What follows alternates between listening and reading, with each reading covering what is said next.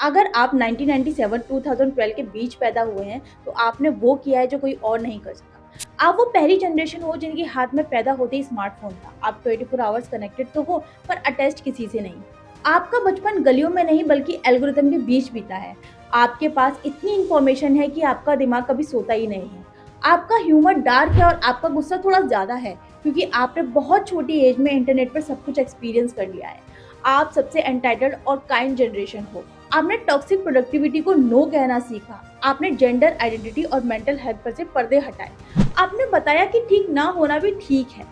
आप सबसे ज्यादा सोशली कॉन्शियस जनरेशन हो जो इक्वालिटी और क्लाइमेट के लिए लड़ना जानती है। आपने टेक्नोलॉजी को अपना हथियार बनाया और छोटी ही एज में साइड हसल्स खड़े कर दिए। आपकी इनकंसिस्टेंसी ही आपकी कंसिस्टेंसी बनी।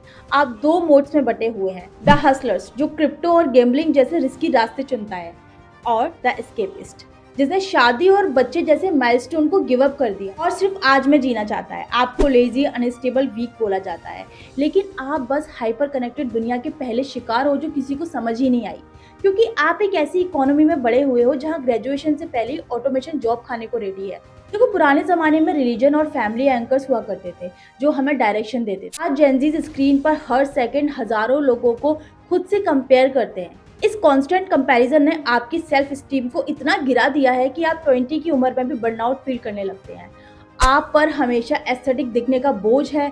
आप वो जनरेशन हो जो फोमो में जी रही है। जेनजीज की दुनिया मिलेनियल से बिल्कुल अपोजिट है। जहां मिलेनियल्स ब्रिज थे, आज जेनजी द डिजिटल नेटिव्स। तो अगली बार जब कोई कहे कि जेनजी सिर्फ फोन में घुसी रहती है, तो उन्हें बता देना आप उस दुनिया में सरवाइव कर रहे हैं जहां पर हमेशा अनसर्टेनिटी बनी रहती है। जेनजी आलसी नहीं है, वो बस टूटे हुए सिस्टम के थके हुए सोल्जर्स हैं। Their survival is the greatest evolution. They are doing more than just existing.